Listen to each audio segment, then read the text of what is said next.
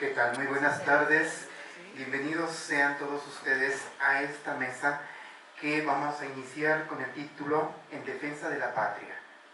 Nos acompaña en esta mesa precisamente el doctor Mauricio Beuchot Puente.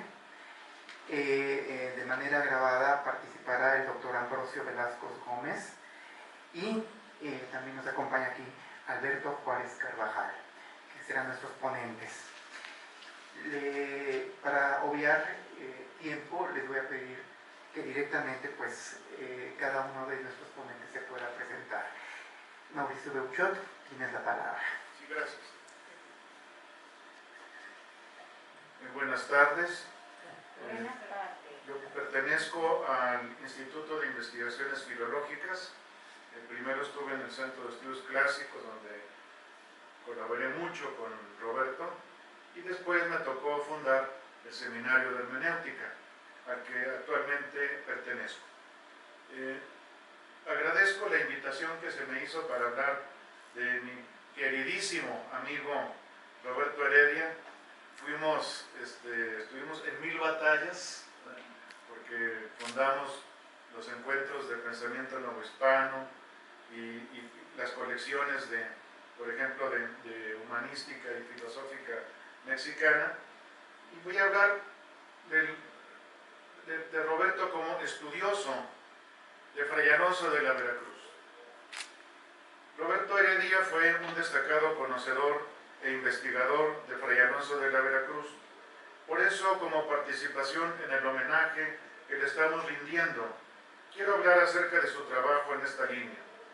Lo haré tomando en cuenta lo que Heredia hizo acerca de la reelección de Fray Alonso de la Veracruz, que trata del dominio de los infieles y de la guerra justa, esto es, la posesión que tenían los indios sobre sus tierras, para ver si era legítima o no, y en consecuencia también si había sido justa o no la guerra que se les había hecho.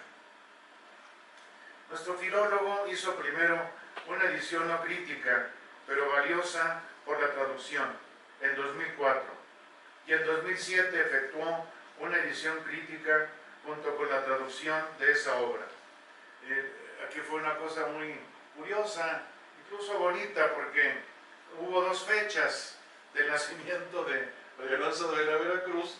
Primero se dijo que había sido en 1504 y lo celebramos en 2004, y después se dijo que era de 1507 y lo volvimos a celebrar en 2007, con mucho gusto también.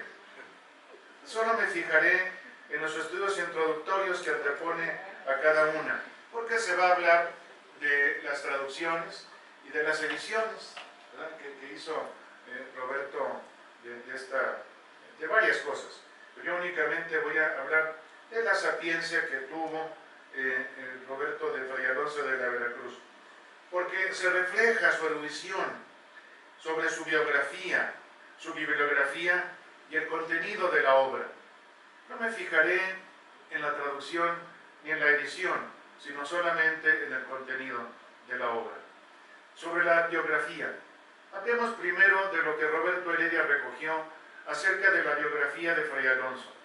En cuanto a ella, se puede ver ya su erudición en la introducción que hizo en 2004 a la traducción castellana de la obra referida. Fue un homenaje al fraile Agustino, porque primero se fijó esa fecha como su nacimiento, para cambiarla después. En efecto, el estudio introductorio que hizo Roberto para la obra del Agustino en ese momento es muy notable, bastante completo. La primera parte del mencionado estudio es precisamente una presentación de los principales rasgos biográficos de Fray Alonso. Además de aportar los datos de la vida de Fray Alonso, Heredia lo llama el augurio de una nueva nación. Quiero hacer notar que él estuvo muy interesado acerca del nacionalismo mexicano. Lo estudia en varias partes, en varios momentos, pero ya aquí me llamó mucho la atención que le llama el augurio de una nueva nación. Nuestro colega humanista siempre estuvo interesado en la formación de la nacionalidad mexicana, y allí entraba Fray Alonso. En efecto, él empezó la labor de educación filosófico-teológica en estas tierras, junto con los misioneros que sembraban la fe. Por eso Bernabé Navarro, otro muy querido amigo, que ya se nos fue, llegó a llamarlo misionero del saber, a Fray Alonso de la Veracruz. Él, el agustino, empezó a formar nuestra nacionalidad, algo importante en cuanto a la biografía de nuestro fraile, es que la investigación sobre la fecha de su nacimiento se cambió de 1504 a 1507. Esto hizo que en 2007 tuviéramos otra celebración de Fray Alonso de la Veracruz. Por eso es más completa la semblanza biográfica de Fray Alonso que Heredia escribe en la introducción a su edición crítica de la reelección de Dominium Fidelium, hecha en 2007. Ya se va a hablar de las ediciones que hizo Roberto, pero creo que tenemos que ser conscientes que hacer una edición crítica en nuestros medios es muy difícil. Inclusive yo recuerdo, nos dio mucha risa a Roberto y a mí, que en Salamanca, España, nos regañaron porque estábamos haciendo, o queríamos hacer la edición crítica de Zapata y Sandoval. Y llegó un españolote así, yo creo como de mi tamaño, ¿verdad? Pero no para pelear, sino para decir, ¿por qué están haciendo la edición crítica? ¿Por qué no? Es que todas las fuentes las tenemos acá en Europa. Sí, pero Roberto incluso hizo muchos viajes de estudio para completar esos documentos. En esta biografía, Heredia narra las peripecias del fraile, cómo estudió en España y en Salamanca tuvo como maestro a Francisco de Vitoria.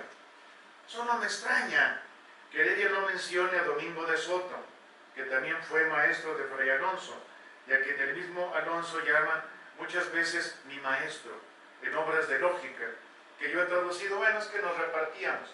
A mí me tocó lo más aburrido, lo de lógica, como estaba yo en filosóficas cuando nos conocimos, tú te encargas de lo de lógica. Aburridísimo, pero bueno, también fue un servicio a la cultura novohispana y mexicana. Asimismo, Heredia nos narra cómo, siendo ya un joven profesor en Salamanca, Fray Alonso vino de España a México, contratado para dar clases a los estudiantes agustinos que estaban formándose acá. Y como tomó el hábito de agustino al llegar a Veracruz, por eso sumó a su nombre el de Veracruz, en recuerdo de ese hecho. Luego, Fray Alonso anduvo fundando colegios y bibliotecas, y en cada viaje traía muchas cajas de libros.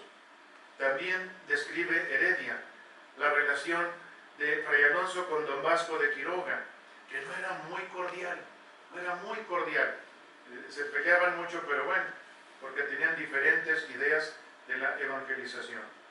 Además, el magisterio de Fray Alonso se dio no solo en su orden agustina, donde ocupó numerosos cargos, sino también en la recién fundada Universidad de México, de la que fue uno de los primeros catedráticos.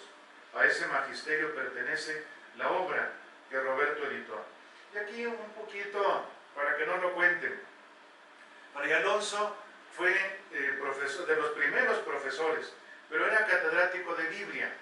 Y mi querido amigo Ambrosio Velasco, que era director de la Facultad de Filosofía y Letras, me dijo, fue el primer catedrático de filosofía, y ya rescató la escultura, y le puso todo, por todos lados, Fray Alonso a la facultad. Y yo no le dije nada, le dije, sí, fue profesor de filosofía, pero no, fue el que hizo el primer curso de filosofía impreso en América Latina, porque en Estados Unidos, después de 150 años más tarde, se empezó a usar una logiquita manuscrita en Harvard College, lo que después sería la Universidad de Harvard. Bien, sobre la bibliografía, que aquí es lo que interesa más porque estamos en la Biblioteca Nacional, por lo que hace a la obra de Fray Alonso, ya en su traducción de 2004, Heredia pone una bibliografía comentada muy amplia, que abarca los años de 1958 a 2003. La completó en la edición crítica que realizó en 2007, aunque tuvo que repetir algunas cosas en ambas introducciones. Era inevitable. Lo importante es que ambos estudios introductorios se complementan.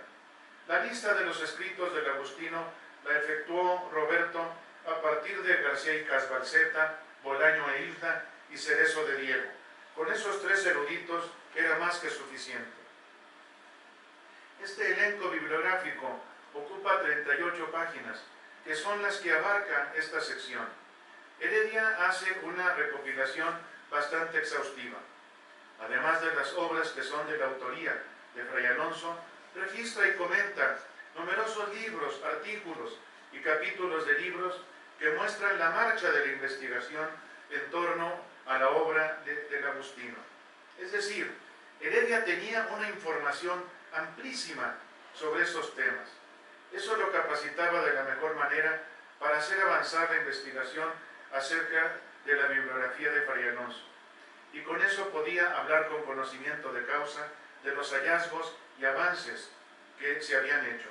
En esa edición crítica de 2007, Heredia hace también incluye no solamente los impresos, que son muchos, de Fray Alonso, sino también los inéditos y las obras perdidas. Entre los impresos desfilan sus obras de filosofía, como la Recognitio Simularum, la Dialectica Resolutio y la Física Speculatio, junto con otras obras muy notables de moral social, como el de Dominio Infidelium, el de De Quimis y el de Speculum Conjugiorum, entre otros. De las obras inéditas se menciona la Apología de los Mendicantes Novohispanos, que ojalá algún día veamos impresa. Y de las obras perdidas, a mí se me antojaría tener sus comentarios a las sentencias y su defensa de Fray Luis de León, hermano suyo de hábito, que fue encarcelado, ese gran poeta que sabemos que estuvo preso en Salamanca por la envidia. Esto nos muestra el humanismo renacentista de Fray Alonso de la Veracruz y su importancia dentro de las letras novohispanas, así como dentro de la filosofía y la teología y de la historia patria en general. Sobre el contenido de la obra, por lo que voy a abreviar porque ya estamos viendo, ¿verdad? Por lo que hace al tema principal de la obra, que es el del dominio que tenían los indígenas sobre sus tierras. Heredia lo resume. En su reelección, Alonso dice que ellos poseían verdadero y legítimo dominio, a pesar de ser infieles, porque nunca habían oído acerca de la fe cristiana, y además porque aun cuando la hubiesen conocido y rechazado, la infidelidad no quita el dominio, como ninguna otra falta lo hace, a pesar de las opiniones de algunos teólogos moralistas. Heredia resaltó el tratamiento que Alonso hace del bien necesario, opuesto al superfluo, ya que el fraile tiene una perspectiva social del bien común, que era un presupuesto filosófico de los escolásticos, sobre todo de Santo Tomás, a quien nuestro Agustino sigue. Se tiene que preferir el bien común al bien particular. Vimos, Roberto y yo, la importancia de Fray Alonso en la filosofía social. Esto lo conversamos muchísimo, porque nos la pasábamos el tiempo platicando en su despacho o en el mío.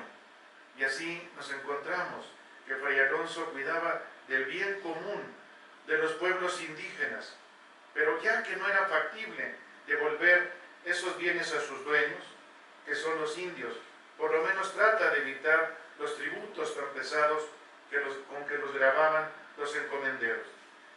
También es algo que he conversado con Ambrosio Velasco, otro querido amigo, que Fray Alonso no fue tan radical como Bartolomé de las Casas, pero él me dice sí, que sí, casi le llega a Bartolomé de las Casas, porque Bartolomé de las Casas sí decía, tenemos que pedir perdón y regresar a España, y no solo eso, sino restituir todo lo que se les ha hecho de mal a los indígenas. Heredia encuentra los augurios de una nueva nación en la mezcla de culturas, no solo de razas, e incluso más allá de estas. Augurio de una nación nueva, lo llama Fray Alonso, porque fue testigo de ese crisol ya que tuvo como alumno a Huitzimengari, hijo del último Calzonsi o señor de los naturales. Allí se da el entrecruce de culturas, que estaba dando origen a una cultura distinta, esto es, a una nueva nación. Fray Alonso es el introductor de la filosofía europea en estas tierras, que después iría cobrando también la relación con los indígenas, hasta llegar a ser una filosofía barroca mestiza. Heredia añade el estado de la cuestión. En la edición crítica de 2007, hace asimismo una descripción de esta obra, pero con añadidos. La reelección, nos dice, fue dada en 1553, cuando se inició la universidad, y Fray Alonso, además de catedrático de Biblia, lo fue de Santo Tomás, esto es, de teología. En ese marco leyó en un acto público y solemne sus reflexiones sobre el dominio de los indios y las encomiendas. Alonso muestra que los españoles que poseen pueblos sin título no pueden recibir tributos y están obligados a restitución. Además, los que los poseen con título están obligados a instruir a los naturales en la fe. Por otra parte, no se pueden ocupar arbitrariamente las tierras incultas de dichos pueblos. Tampoco es válido exigir a los indios todos los tributos que puedan dar, porque es desposeerlos de lo que necesitan. Sin embargo, lo más importante es que Alonso pasa a recalcar que los indios eran legítimos dueños de sus tierras y por lo tanto fueron ilícitamente expoliados de ellas. Alonso sostiene asimismo que no es lícito que los españoles adquieran campos a cualquier precio, como lo hacían las más de las veces, engañando a los indios. La base de todo es que el emperador no era señor del orbe, a pesar de que sus aduladores le decían que era heredero del antiguo imperio romano, el cual abarcaba unas tierras desconocidas, que serían las Indias, y eso era totalmente falso. Inclusive, aun cuando fuera el dueño del orbe, el emperador no sería dueño de los bienes de sus súbditos, y no podría enajenarlos. Lo mismo decía Alonso del sumo pontífice, es decir, del Papa, que no tenía potestad sobre las cosas materiales, sino solamente sobre las espirituales, con lo cual únicamente podría intervenir para la evangelización de los indios, pero no para repartir sus tierras. Sostiene además que ni el emperador ni el rey de Castilla pudieron legítimamente declarar la guerra a los indios, porque nunca los habían injuriado, porque ni siquiera los conocían. Termino ya. Vemos así, señalada por Heredia, la valiente y denodada defensa que hizo Fray Alonso de los indígenas. Todo lo que nos hace ver Heredia nos hace también encontrar la dedicación tan asidua que tuvo a los estudios alonsinos. Veracruz es uno de los forjadores de nuestra cultura, y por eso los estudios realizados por Heredia en torno a su vida y obra son una aportación muy benemérita a la historia del pensamiento mexicano. Heredia fue uno de los más conspicuos y dedicados estudiosos de la obra del fraile Agustino. Eso lo coloca como uno de nuestros más insignes investigadores del pensamiento novohispano. Y por eso he querido rendirle homenaje, resaltando este aspecto de sus muchas labores en el campo de la filología mexicana, porque fue la que compartí con él durante muchos años. Muchas gracias.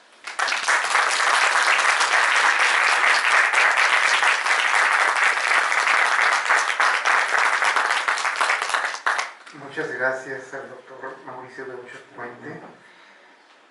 La siguiente participación será de manera en video y corresponde al doctor Ambrosio Velasco.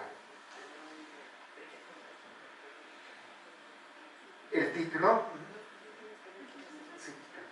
título de él es Las traducciones de Roberto Heredia a la obra alonsina. Ambrosio Velasco es doctor en el área de Historia y Filosofía de la Teoría Política por la Universidad de Minnesota. Está adscrito al Instituto de Investigaciones Filosóficas de la UNAM. Ha dictado numerosas conferencias e impartido innumerables cursos en universidades nacionales y extranjeras. Una de sus líneas de investigación es la obra de Fray Alonso de la Veracruz. A él debemos el exhorto hecho a Roberto Heredia para que llevara a cabo la traducción íntegra de la obra alonsina. Adelante. Director de la Facultad de Filosofía y Letras y que está muy relacionado con la obra alonsina de Roberto Heredia. Bueno, presento entonces al doctor las traducciones de Roberto Heredia a la obra alonsina. Doctor, gracias.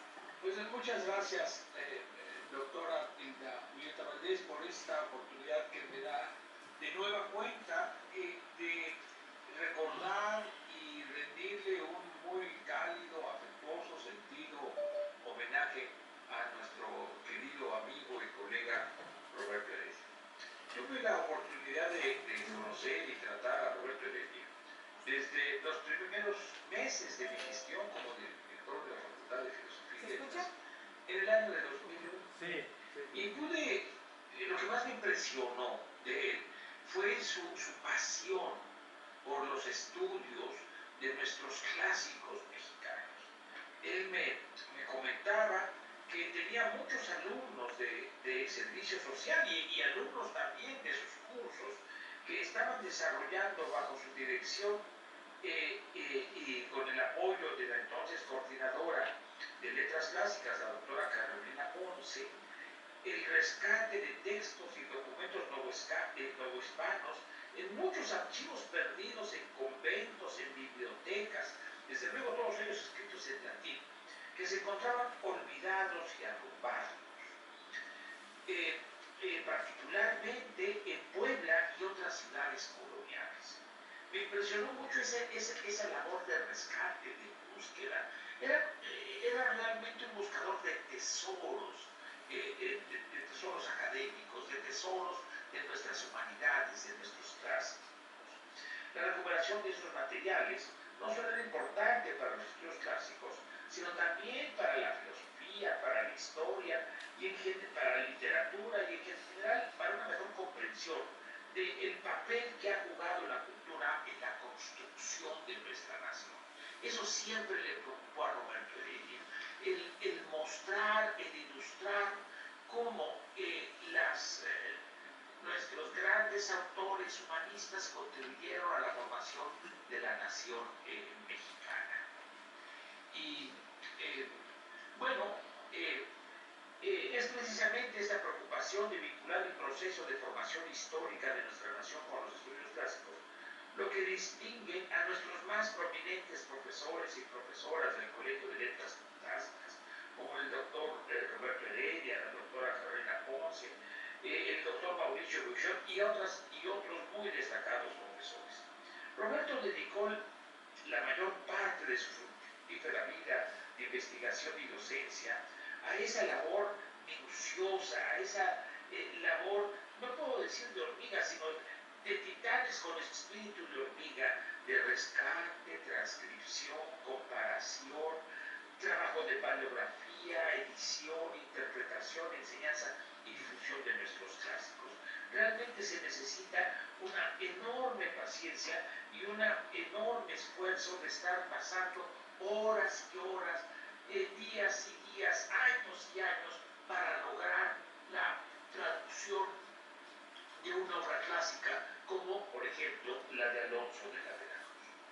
Y en ello siguió una loable tradición impulsada por nuestros grandes antepasados como Juan José Chiara Yeguri, que desde el siglo XVIII, con su célebre biblioteca mexicana, rescató una historia de los grandes humanistas mexicanos para mostrar que México estaba a la altura de cualquier nación ilustrada de Europa.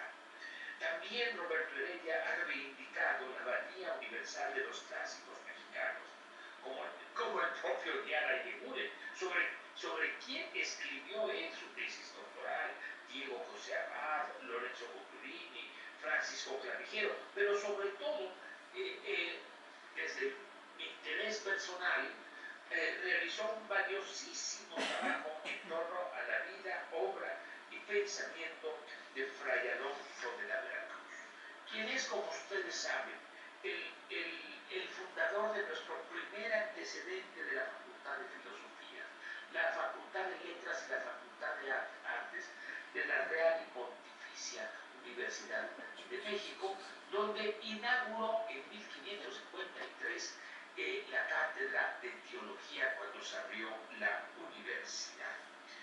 En sus diálogos latinos, Francisco Cervantes de Salazar, también fundador de la Real Universidad de México, describe a Fray Alonso de la Veracruz, lo cito, como el más sabio maestro en artes y teología que hay en estas tierras.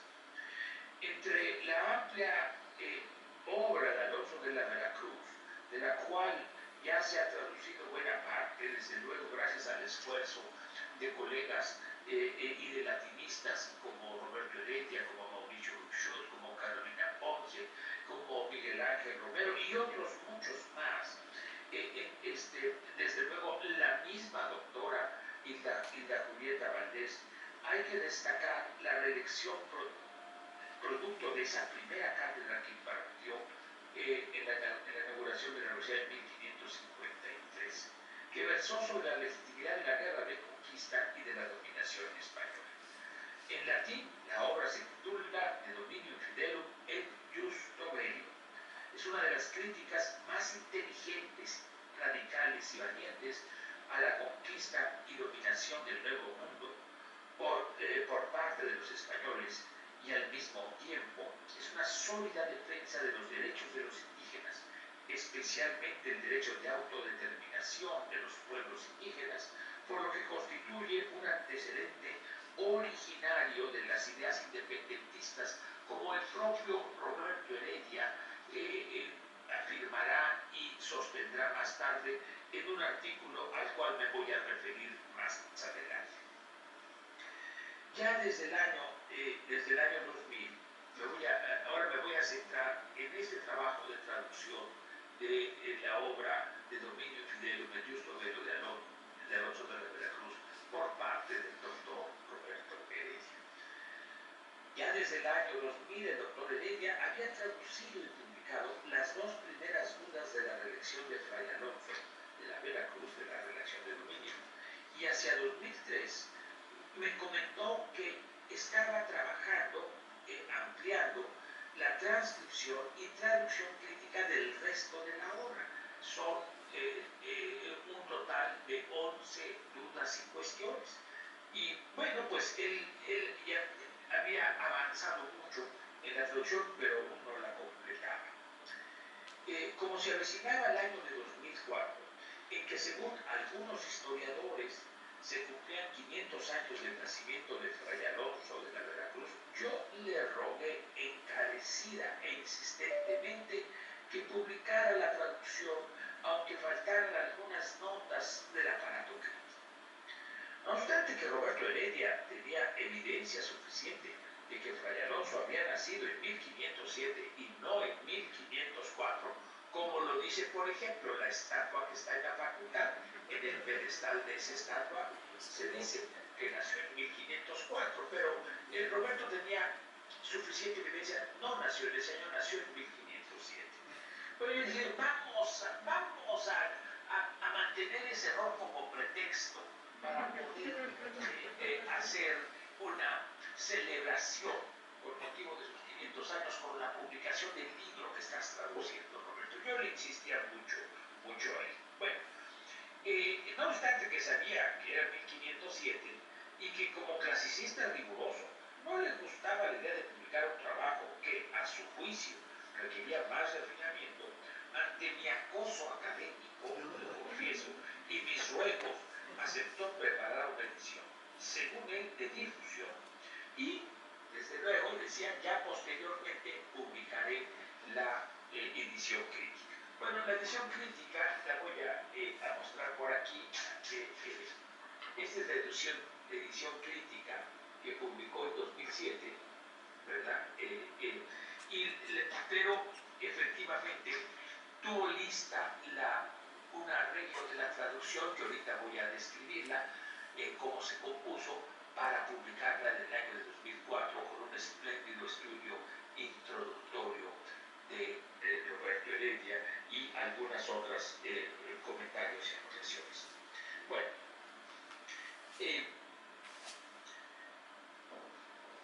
gracias al esfuerzo que tuvo lista la traducción con su introducción y notas para celebrar el equivocadamente, éramos conscientes de ello, quinto centenario del nacimiento de Alonso de la Veracruz.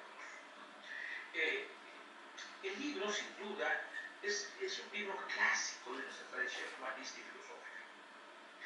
De esta manera, la universidad pudo saldar una deuda que tenía con uno de sus fundadores más prominentes, y a través de la Facultad de Filosofía y Letras se publicó por primera vez en México una edición bilingüe latín-español, la reelección completa de Fray Alonso, que le puso como título de traducción, voy a hacer aquí un comentario, sobre el dominio de los indios y la guerra justa. Él dijo, dado que se trata de una traducción de difusión, me voy a permitir esta traducción más libre de no poner infieles como le puso a la traducción crítica. En esta traducción crítica, pues se dice infieles, ¿no? En la otra no. Bueno, le puso indios, sobre el dominio de los indios y la guerra justa. Este libro inauguró en la facultad una nueva colección que rescata esta tradición medieval y renacentista de las reelecciones. Inauguró precisamente la colección Reelecciones, donde ya contábamos con otros libros, posteriormente contábamos con otros libros de nuestros más queridos profesores, como fue el caso de Adolfo Sánchez Vázquez, en la colección Reelecciones. ¿Qué eran las reelecciones? Pues eran esos trabajos que presentaba el catedrático, en la que seleccionaba una parte central del curso que están impartiendo o han impartido en sesiones públicas de discusión, una lección vuelta a dar. Y bueno, pues inauguramos con esta traducción esa colección. En aquel memorable año de 2004, también realizamos otros actos académicos como parte de la celebración del quinto centenario del nacimiento del fundador de nuestra facultad y de nuestra Universidad de México, cuya estatua ocupó un lugar central desde que estaba en el edificio de Mascarones y ahora también, desde luego, en el edificio de Ciudad Universitaria.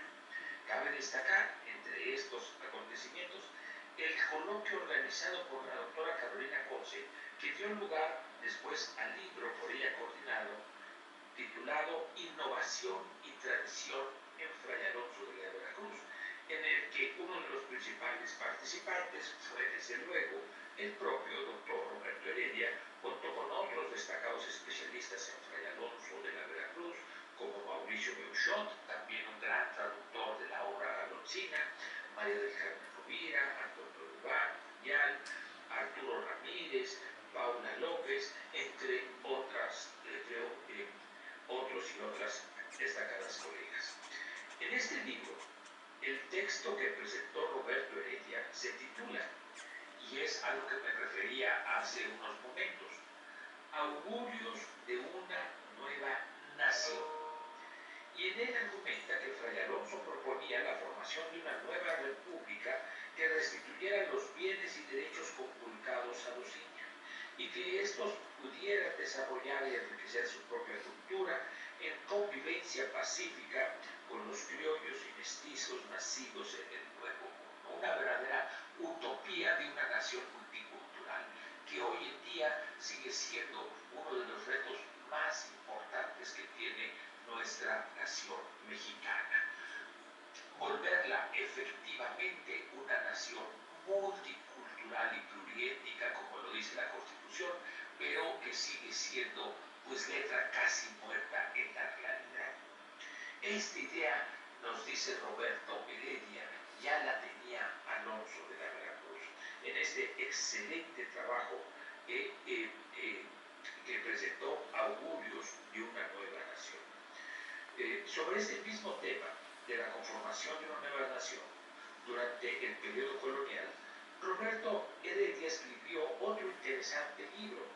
Bueno, uno fue un artículo, este es un libro, Albores de nuestra identidad nacional, publicado por la UNAM en 1991, donde analiza textos de diversos humanistas de la segunda mitad del siglo XVIII que contribuye a la formación de un proyecto de nación mexicana. Quiero hacer nomás este señalamiento. Entre los augurios de una nueva nación, sobre Alonso de la Veracruz, el artículo sobre Alonso de la Veracruz que escribió Roberto Heredia en 2005, en 2004, y Albores de una nueva nación que había escrito el 91, de los novohispanos sechescos, podemos ver una línea de continuidad en la formación de una identidad nacional que, si bien es más radical en Fray Alonso, resulta más difundida y arraigada conforme transcurren los siglos de dominación española y prepara la insurgencia de la independencia a partir de 1808. Veamos cómo la interpretación que hace Roberto Heredia de nuestros clásicos latinos, de nuestros humanistas clásicos mexicanos, los vincula directamente al proceso de formación y transformación de nuestra nación. No solo se trata de una cultura intelectual de altos vuelos, se trata de un pensamiento crítico y constructor de nuestra nación, de carácter emancipatorio y mexicanista. Como podemos ver, el trabajo académico de Roberto Heredia, que desarrolló durante más de medio siglo, no solo contribuyó al desarrollo y consolidación de los estudios clásicos de nuestra universidad, y en todo el país, sino también ha demostrado que los estudios humanísticos tienen una gran relevancia para comprender nuestra propia historia nacional y su esplendor y proyección al resto del mundo. Al realizar esta loable labor, el doctor Heredia contribuyó también a reivindicar a nivel internacional la valía de nuestros clásicos, como Fray Alonso de la Veracruz, son muchas veces relegados a segundo plano de nuestras carreras, pasan casi desapercibidos para muchos profesores y estudiantes por el simple hecho de ser mexicanos, de ser humanistas mexicanos. Y aquí utilizo el término humanistas mexicanos, desde luego como lo utiliza Eguiara y Eguren en su Biblioteca Nacional, los que escribieron en y sobre México, más allá de donde haya nacido. En este sentido, Fray Alonso de la Veracruz, que nació en Cascueñas, España, es un autor mexicano de acuerdo a este criterio de Eguiara y Eguren. Esta triste actitud de nuestra propia academia, que es una especie de colonialismo intelectual, es precisamente la que combatió con inteligencia y pasión Roberto Heredia, junto con un creciente grupo de académicos y académicas y estudiantes que día a día muestran cada vez más interés por dedicarse a nuestros clásicos humanistas mexicanos en una situación de igualdad, de equidad con los humanistas de cualquier otro país, con los clásicos de cualquier otro país. Para terminar, me voy a referir a un homenaje que organizamos conjuntamente, todavía era yo director de la facultad en 2008, la Facultad de Filosofía y Letras y el Instituto de Investigaciones Filosóficas, con motivo de los 50 años de trabajo académico. Posteriormente, este coloquio dio lugar a este libro que tengo acá atrás, y que es también el póster que ustedes pueden ver ahí, justo, ¿no? Que se publicó en 2011. Bueno, también cabe destacar que la Facultad de Filosofía y Letras, como muestra de reconocimiento y gratitud con el doctor Roberto Heredia, lo apoyó decididamente para que se le otorgara el premio Universidad Nacional en el área de investigación en humanidades, que lo obtuvo en el año de 2005. Gracias al esfuerzo de destacados profesores como Roberto Heredia, ha florecido un creciente entusiasmo por nuestros estudios clásicos. Ya no solo en letras clásicas, también en filosofía. Y desde luego esta sinergia que se ha hecho particularmente entre filosofía y estudios clásicos, donde Roberto Heredia, Mauricio Beuchot, nuestra queridísima y emérita maestra Carmen Rovira, a quien hace unas semanas la doctora Julieta le dedicó un homenaje a Carmen Rovira y me hizo favor de invitarme. Bueno, lo que estamos viendo es cómo está floreciendo, más allá de letras clásicas, este proyecto, este trabajo muy relevante, muy valioso, no solo en el ámbito académico, sino cultural en México, para México e Iberoamérica, que ha hecho Roberto Heredia al dedicar su vida a estudiar los clásicos mexicanos, al traducirlos, al hacerlo accesible a quienes pues no dominamos el latín, somos analfabetas en esa lengua, desafortunadamente, pero que también gracias a su trabajo podemos integrar esa riquísima producción mexicana escrita durante varios siglos en latín. Muchas gracias al doctor Roberto Heredia.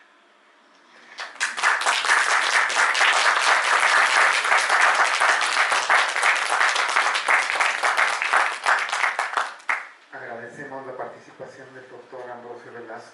Continuamos la mesa con la participación de Alberto Juárez Carvajal, con el título Roberto Heredia, Pilar en la edición crítica de textos neolatinos. No sé si le pedimos al maestro Juárez Carvajal si él mismo se pudiera presentar, por favor. Muchísimas gracias por estar aquí. Me honra muchísimo estar en esta mesa y bueno, dirán que hace un joven hablando con tanta gente experta, de doctores, investigadores, especialistas. Pues bien, vengo en representación de las generaciones que no tuvieron el contacto directo con Heredia, pero sin embargo sigue con nosotros y su conocimiento ha trascendido más allá que cualquier otra obra material.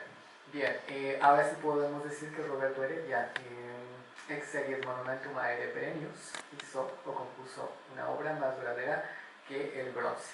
Aquí está nuestro Heredia, ahorita lo voy a agarrar. Muy bien.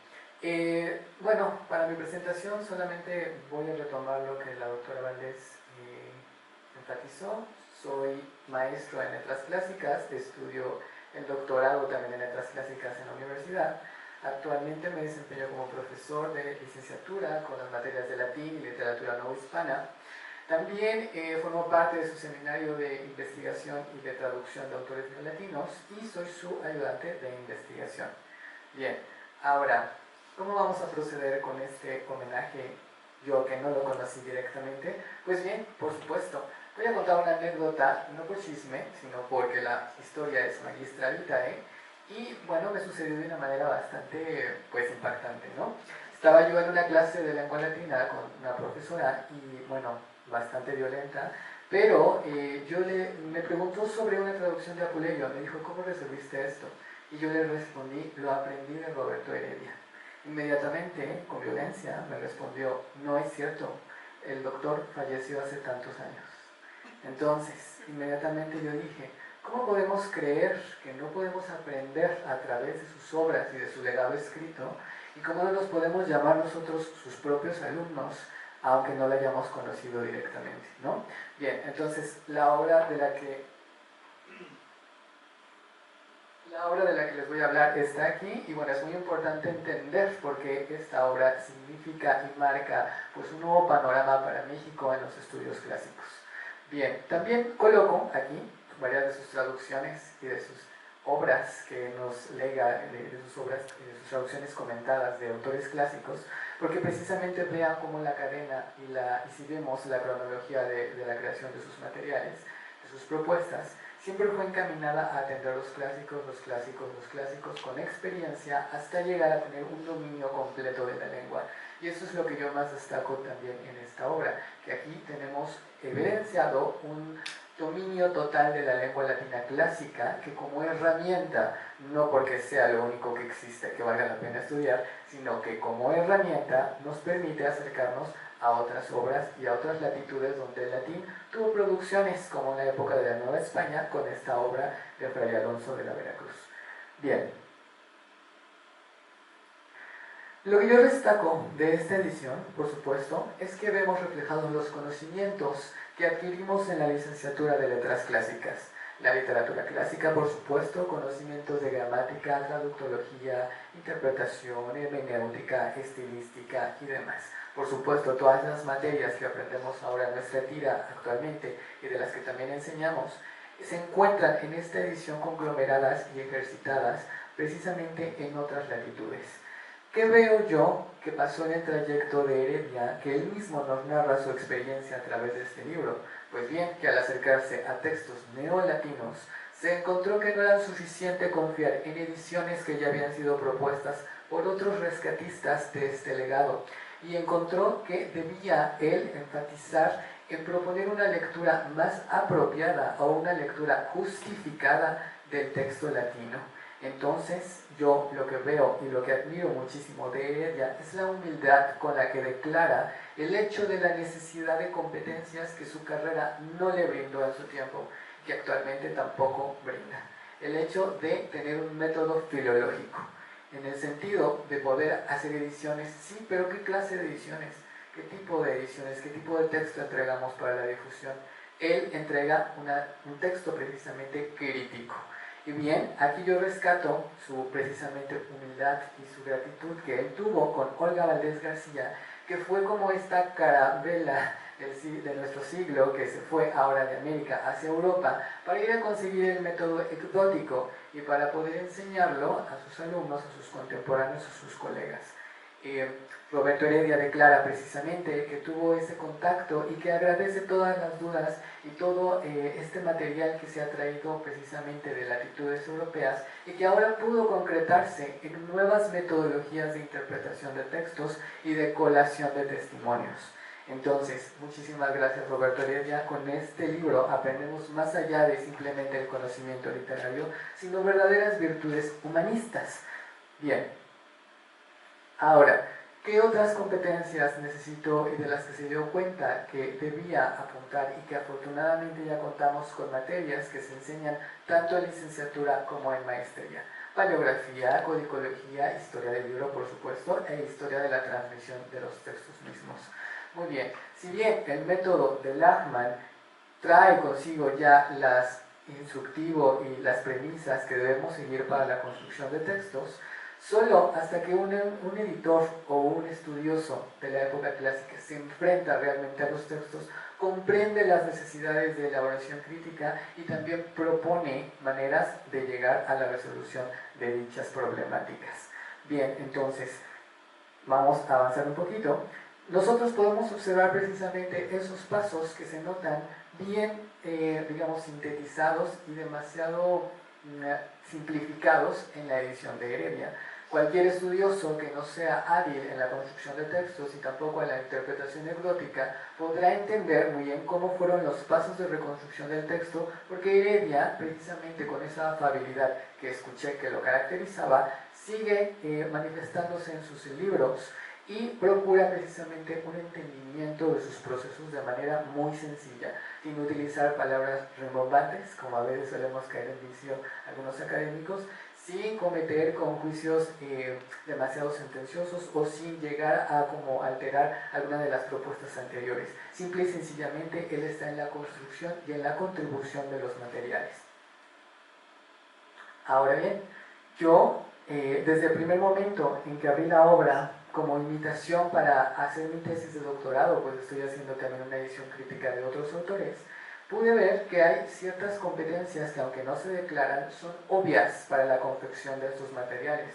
Por ejemplo, número 1, el dominio de la lengua latina. En todas las notas podemos ver hábiles apuntes sobre el estilo, sobre la morfología, la semántica y la sintaxis, que siempre declaran y que siempre insisten al alumno a que vuelva a sus cursos de latín 1 a 8, a sus cursos de griego 1 a 8, e incluso que aprenda nuevas lenguas, puesto que las metalenguas siempre van a ser implícitas en las manifestaciones neolatinas de estas obras.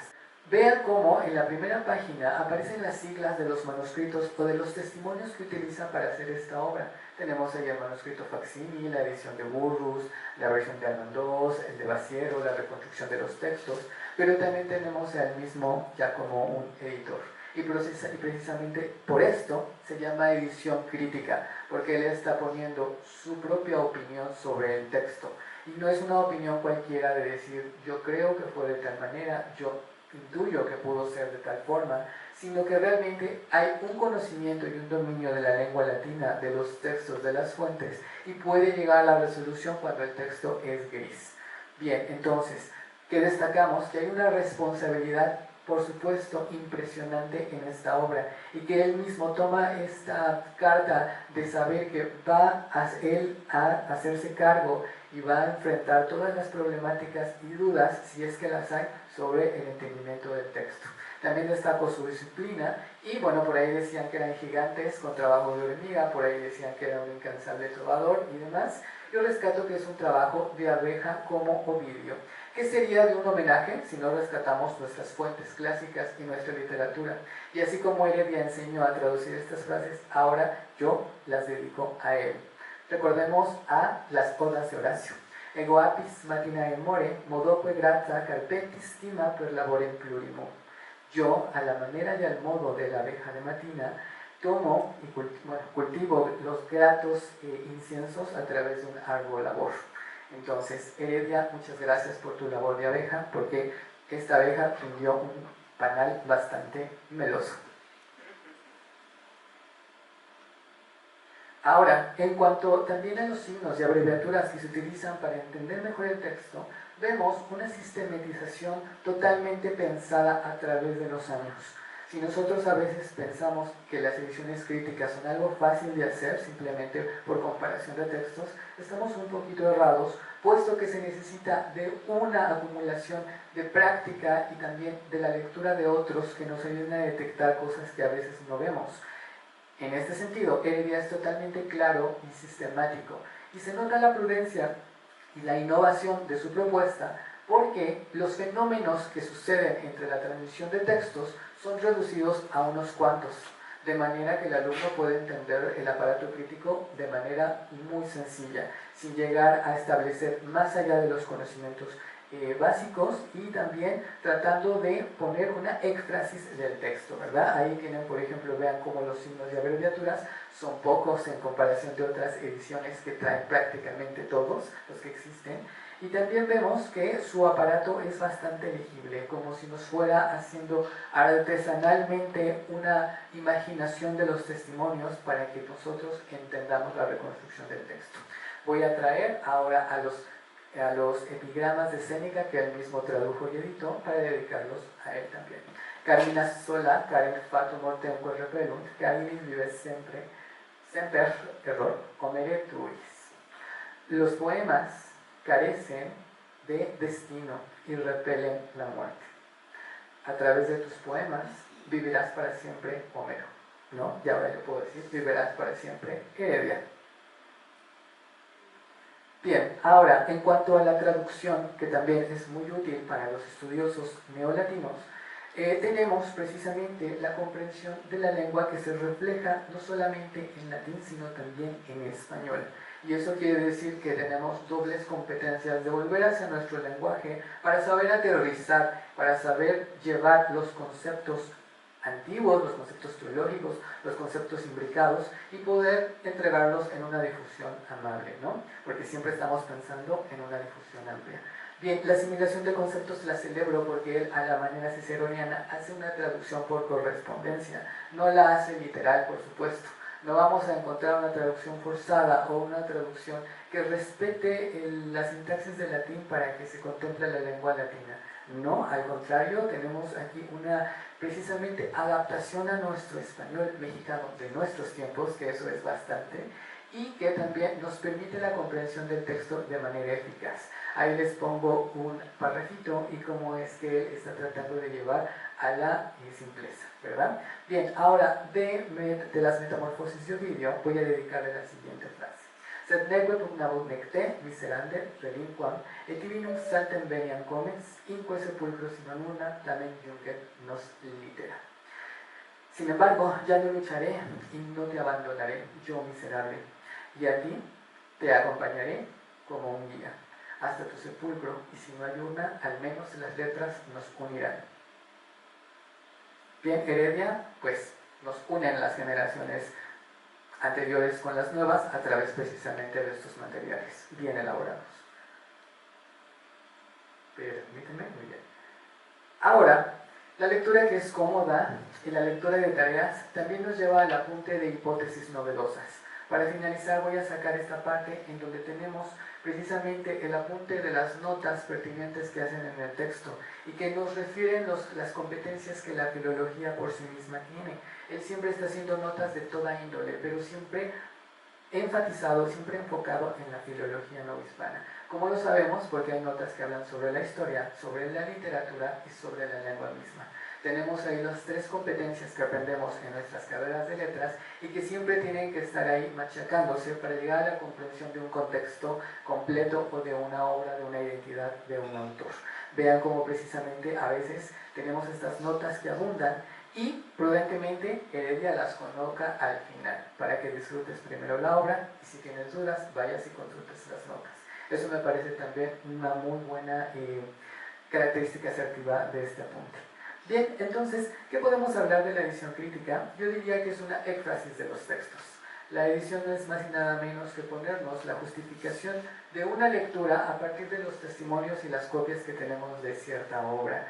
Y aquí precisamente entran las competencias de la filología que ya he mencionado y que se notan en sus notas, en sus apuntes. Vean, por ejemplo, cómo tenemos ahí algunos autores que tampoco han sido estudiados y que él mismo está reconstruyendo otras literaturas, otros perfiles, otros tipos de pensamientos que tampoco tenemos materiales editados, traducidos y analizados. Entonces, no se trata solamente de ver a Fray Alonso, ¿verdad? Fray Alonso trae consigo un montón de personas y Heredia lo atiende. Entonces, muchísimas gracias Heredia por esto. Para finalizar, voy a acabar con nuestras queridas odas de Horacio nuevamente y le dedicaré la siguiente frase. Dignum laude, virum musa vetat mori. Al hombre digno de alabanzas, la musa impide morir. Espero que esta pequeña reseña en mi función de alumno y por supuesto de aprendiz de Heredia, aunque haya gente que se oponga, den certeza precisamente de su valor literario, de su valor estudioso y también de la imitación que procura en las generaciones nuevas para poder rescatar nuestra identidad mexicana a través de su literatura. Muchísimas gracias.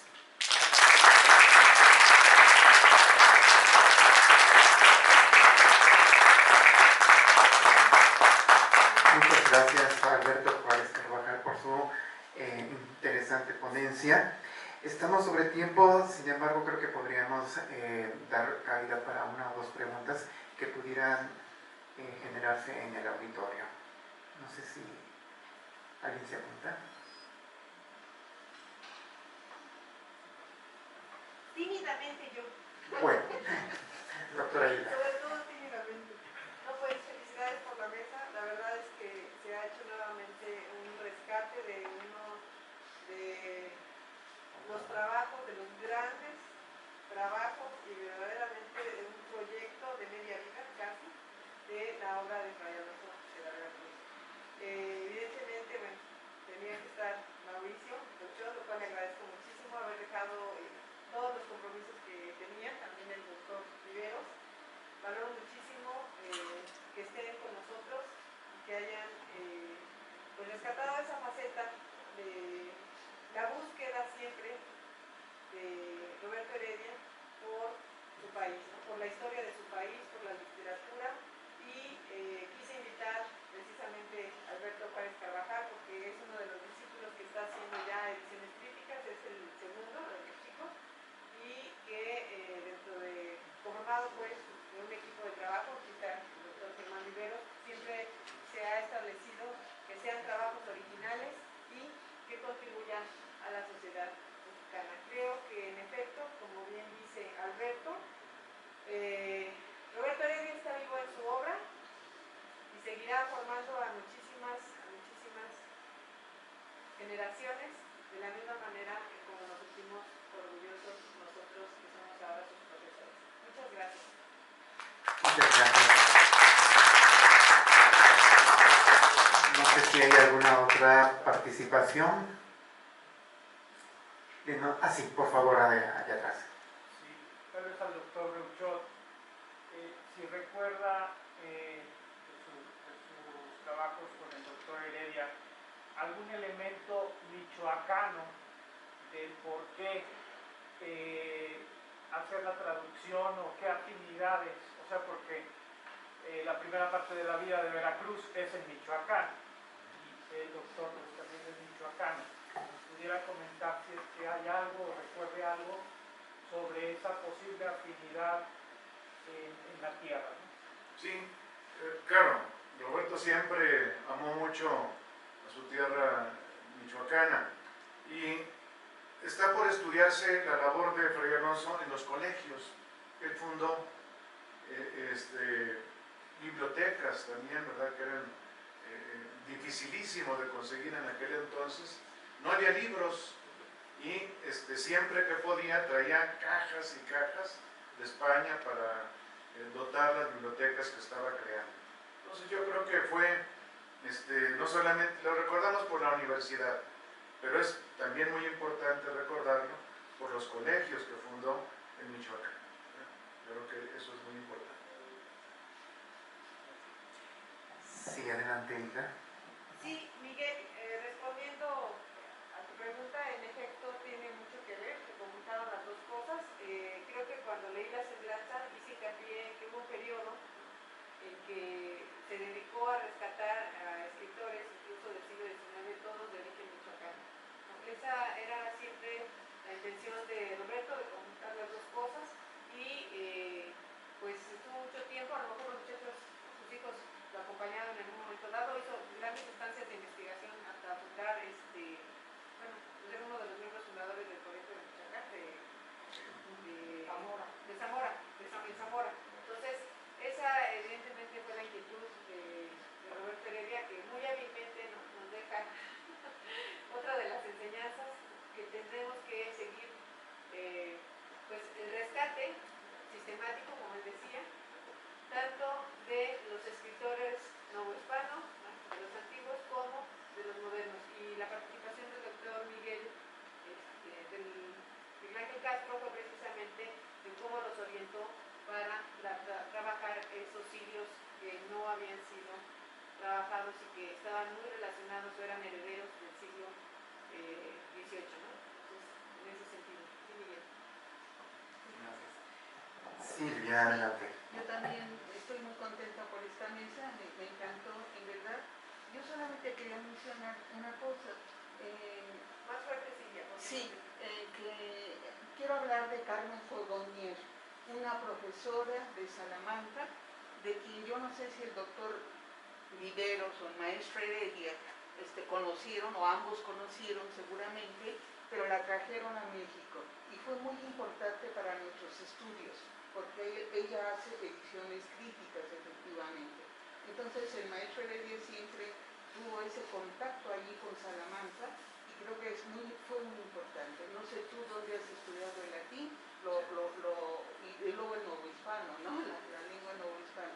Pero Heredia siempre buscó, igual que el doctor Heredia, esa relación que México necesitaba, en esa formación de los extranjeros que aquí en México todavía no teníamos, ¿no?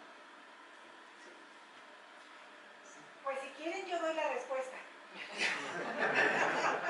Bueno, justamente cuando leí en La Semblanza que los cargos académicos que él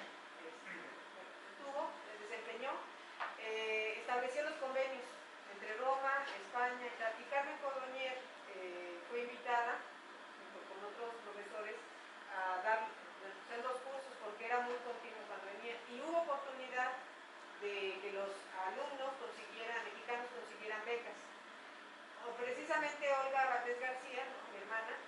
fue quien se formó con Carmen Codonier.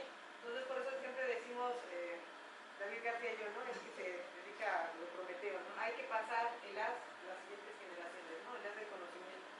Y Carmen Codonier fue la directora de Olga, ¿no? Y al establecer la edición, bueno, Olga fue nuestra maestra, Roberto también nos fija las clases, y fue cuando decidió establecer propiamente ya el proyecto de las ediciones críticas, y es lo que estamos haciendo. O sea, Alberto está haciendo una edición crítica de Tractatus de Angelis, de un jesuita, que hasta el momento no se sabía nada, ¿no? Y estamos siguiendo la escuela precisamente de Salamanca, porque Alberto tomó clases con Alejandra Valdés, que también se especializó en edición crítica. Entonces realmente estamos viendo que la herencia del doctor Roberto Heredia pues ya se está materializando en pasárselas a las siguientes generaciones. Pero sí, era una gran labor de la doctora Carmen Codonier, verdaderamente, que siempre muy afable y durante muchos años adoraba venir a México. Y bueno, voy a contar una anécdota. Y siempre decíamos, bueno, vente Carmen a hospedar muy cerca aquí en Coyoacán. No, ella se hospedaba siempre en el Hotel Catedral, en el centro histórico, terminaba de dar su curso y se iba a ver todo lo prehispánico, ¿no? Que le fascinaba. Entonces, muy amable, muy afable, y evidentemente pues es, repito, para eso sirven los cargos, ¿no? Para establecer, académicos, para establecer las relaciones y formar a la juventud. Muchas gracias, Silvia, por tu pregunta. Bien, pues muchas gracias a los ponentes y al público que está presente con nosotros.